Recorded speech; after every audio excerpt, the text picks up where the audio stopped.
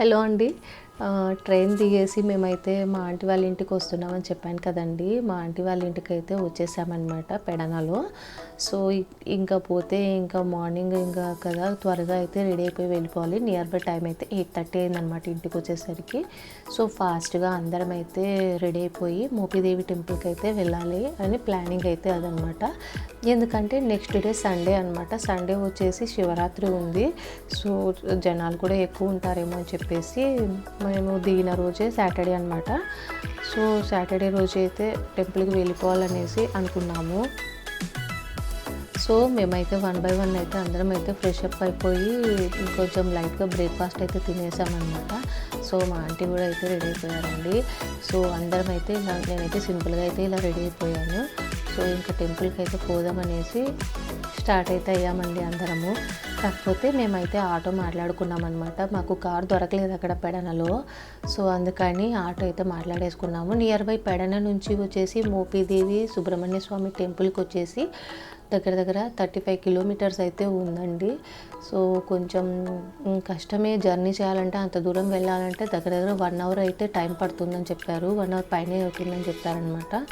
So, okay, ఇంకా ఎలాగైనా సరే ఈరోజైతే టెంపుల్కి అయితే వెళ్ళిపోవాలని చెప్పేసి కొంచెం టైర్డ్గా ఉన్న ఓపిక లేకపోయినా కూడా మేమైతే ఎలాగైనా వెళ్ళాలని చెప్పేసి స్టార్ట్ అయితే అయిపోయాము.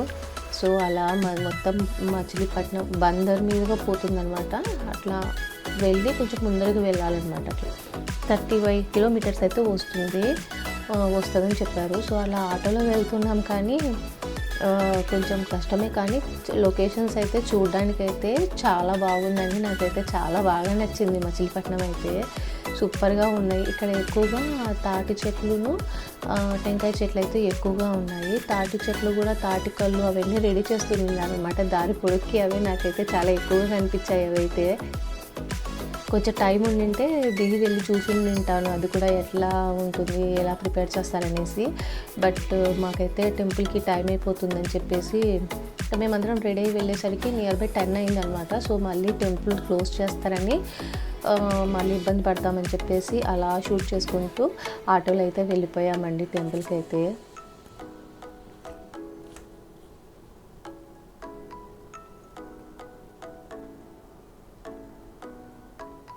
మేబీ మేము కార్లో ఒకవేళ వచ్చింటే ఈ సీనరీస్ అన్నీ నేను మిస్ అయ్యేదాన్నేమో, మేబీ సరిగా చూడకుండా ఉండింటానేమో. సో, ఆటోలో అవడం వల్ల అన్నీ ఓపెన్గానే చాలా బాగా చూస్తూ అట్లా వెళ్ళిపోయామన్నమాట.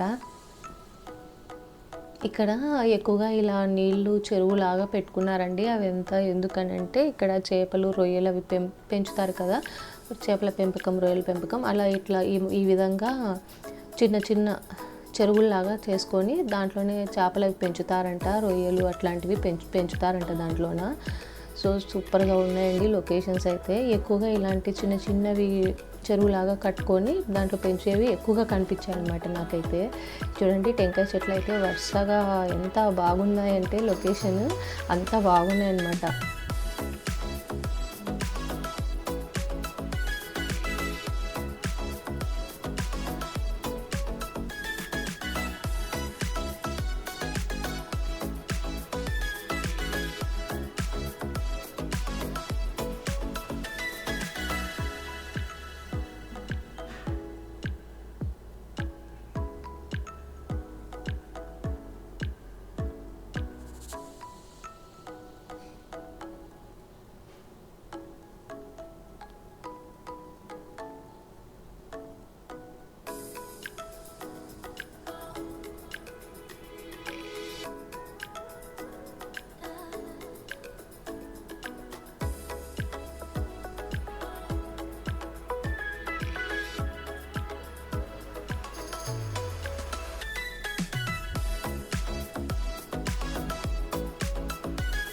అలా చిన్న చిన్న ఊర్లు అన్నీ దాటుకుంటూ అయితే వెళ్తుంటే చాలా బాగా అనిపించింది. చాలా సరదాగా కూడా అనిపించిందండి. ఈసారి నెక్స్ట్ టైం వెళ్ళినప్పుడు మ్యాక్సిమం వేరేవి షూట్ చేయడానికి ట్రై చేస్తాను.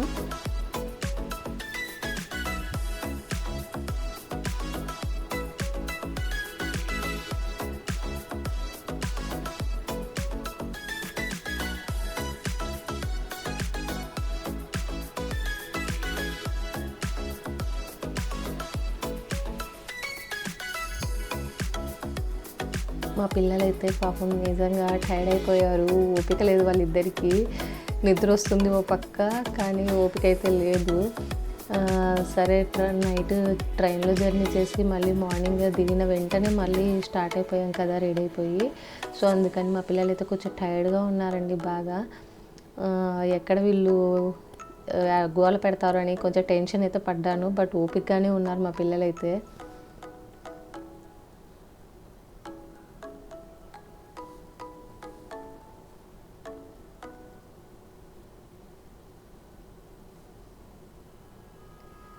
ఈ మోపిదేవిలో వచ్చేసి మనకి సుబ్రహ్మణ్య స్వామి అయితే ఉంటారండి.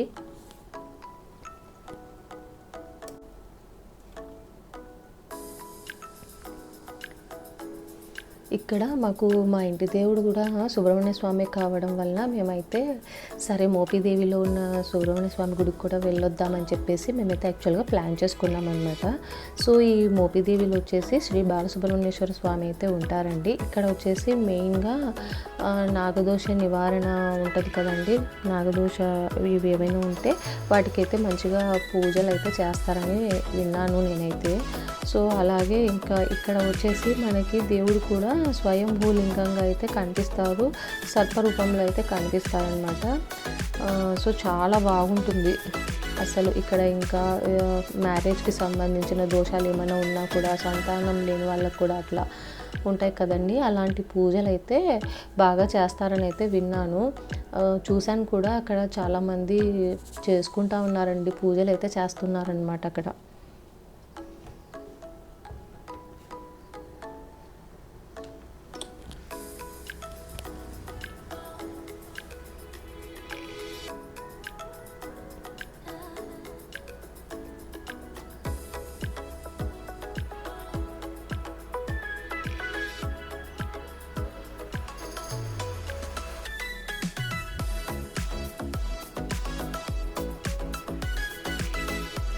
విజయవాడ అలా ఎప్పుడైనా వెళ్ళినప్పుడు అయితే ఇట్లా ఈ మచిలీపట్నం సైడ్ కూడా వెళ్ళండి. విజయవాడ నుంచి అయితే మనకు ఒక 65-70 కిలోమీటర్స్ అట్లా అయితే పడుతుందన్నమాట, అంత వస్తుంది.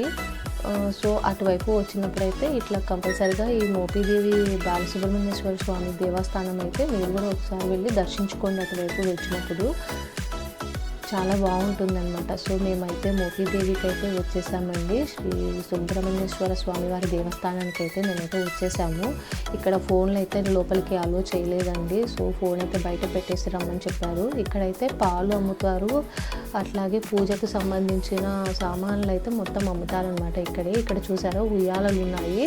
ఈ ఉయ్యాలలు కూడా ఎవరైనా పిల్లల కోసం ఉన్న వాళ్ళు ఉంటారు కదండి, వాళ్ళైతే ఈ ఉయ్యాల తీసుకుపోయి లోపలైతే కట్టొచ్చు అని చెప్పేసి ఇచ్చారనమాట.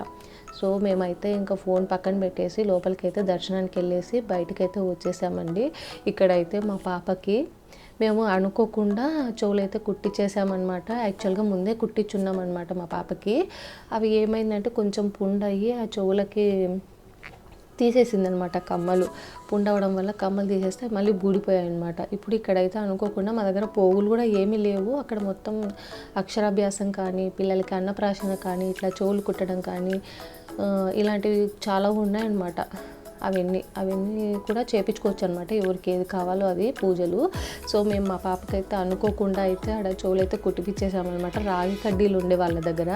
సో ఆ రాగి కడ్డీలు అయితే వేసేసి మా పాప చెవులు అయితే ఆ విధంగా కుట్టేసి చుట్టించేసాడనమాట ఆయన. ఆ తర్వాత సుబ్రహ్మణ్యేశ్వర స్వామి దర్శనం అయిపోయిన తర్వాత లోపల మేము పాలు అవన్నీ పోసేసి ఇంకా మళ్ళీ పక్కనే అటు సైడే ఇంకొకటి పుట్ట అయితే ఏదో ఉందంట అని మా ఆంటీ అయితే చెప్పారండి. సో మా ఆంటీ అయితే తీసుకొచ్చారు అక్కడికి. చాలా బాగుందన్నమాట ఇదైతే లొకేషన్, సూపర్గా ఉందండి. అది ఎక్కడో లోపలికి మూలగా ఉందన్నమాట ఇది. ఈ చెట్టు అయితే చాలా పెద్దది, చాలా ఏమంటారు కొన్ని ఏళ్ళ తరబడి పెరుగుతాయి కదండి కొన్ని చెట్లు, అంత పెద్ద చెట్టు అన్నమాట ఇది. చాలా అంటే చాలా బాగుందన్నమాట. సో ఇక్కడ కూడా మేమైతే పుట్టకి పాలు పోసేసి లోపల వెళ్ళి దర్శనం చేసుకొని బయటకైతే వచ్చేసాము. సో ఈ బయట వచ్చి రాగానే ఇట్లా బొమ్మలు అవన్నీ పెట్టుకొని అమ్ముతున్నారనమాట. సో ఇంకా మా పిల్లలు ఊరుకుంటారా, ఎవరు ఊరుకున్నా మా పాప అయితే అస్సలు ఊరుకోదు బొమ్మలు చూస్తే. ఏదో ఒకటి ఆమె కొనియాల్సిందనమాట మేము. సో మా పాప అయితే బొమ్మలు అయితే చూసుకుంటుంది. ఆ బొమ్మ కావాలి, ఈ బొమ్మ కావాలని చెప్పి ఒక కిచెన్ సెట్ అయితే ఎత్తుకునిందండి ఆ పిల్ల.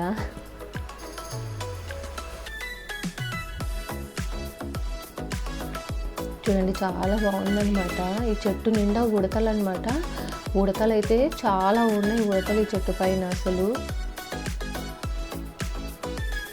ఇంకా మేమైతే ఇంకా అక్కడ పుట్ట దగ్గరను దేవుని దర్శనం అయిపోయినాక ఇంకా రిటర్న్ అయిపోయామన్నమాట.